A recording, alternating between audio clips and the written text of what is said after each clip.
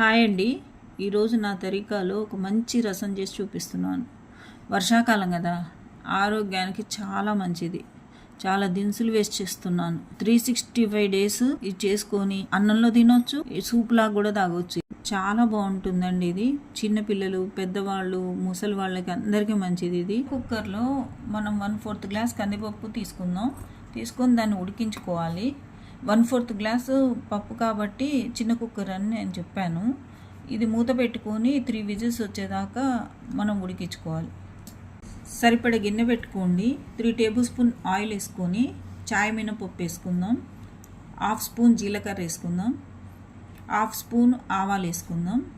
Flavour కోసమని 1 spoon జీలకర్ర powder వేసుకుందాం. శొంఠి పౌడర్ 1/2 స్పూన్ వేసుకుందాం. కరివేపాకు పొడి 1/2 స్పూన్ వేసుకోవాలి. మిరియాల పొడి 1/2 స్పూన్ వేసుకోవాలి. చిల్లీ ఫ్లేక్స్ 1/2 స్పూన్ వేసుకుందాం. కరివేపాకు 1 రెమ్మ వేసుకోవాలి. దంచుకున్న 5-6 వెల్లిపాయలు బాగా నల్లగొట్టుకొని వేసుకోవాలి. ఇప్పుడు పసుపు 1/2 స్పూన్ వేసుకుందాం. ఇంగువ 1/2 స్పూన్ వేయండి. 3 టమాటాలతో ప్యూరీ చేసుకొని ఆ ప్యూరీని గిన్నెలో పోసుకోండి.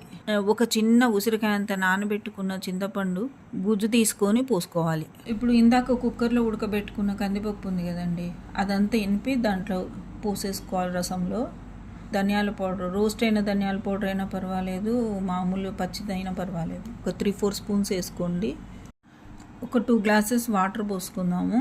ఇప్పుడు ఈ గ్లాస్తో వాటర్ పోసాను. 2 గ్లాసెస్ పోసాను. మంచి కలుపుకొని తెరలించుకుందాము. అస్సలు తెరులుతుంటే వస్తుందండి వాసన.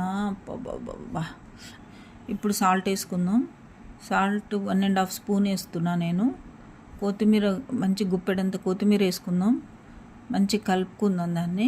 చూడండి ఎట్లా ఉందో, పొంగుతోంది మంచిగా. కొత్తిమీర వేసుకున్నాం కదండి, దీన్ని చక్కగా ఇట్లా కలుపుకోవాలి. దీన్ని మంచిగా సిమ్ మీద ఇలానే ఉంచేసి తెరలించుకుందాం. అసలు మంచి దినుసులు వేసాం కదండి, అసలు మంచి వాసన వస్తుంది. చక్కగా ఇట్లనే ఒక 5 నిమిషాలు ఉంచేసేసుకొని డిష్ అవుట్ చేసుకొని మనం సర్వ్ చేసుకోవటమే. లైక్ చేయండి, షేర్ చేయండి, సబ్స్క్రైబ్ చేయండి. Thank you.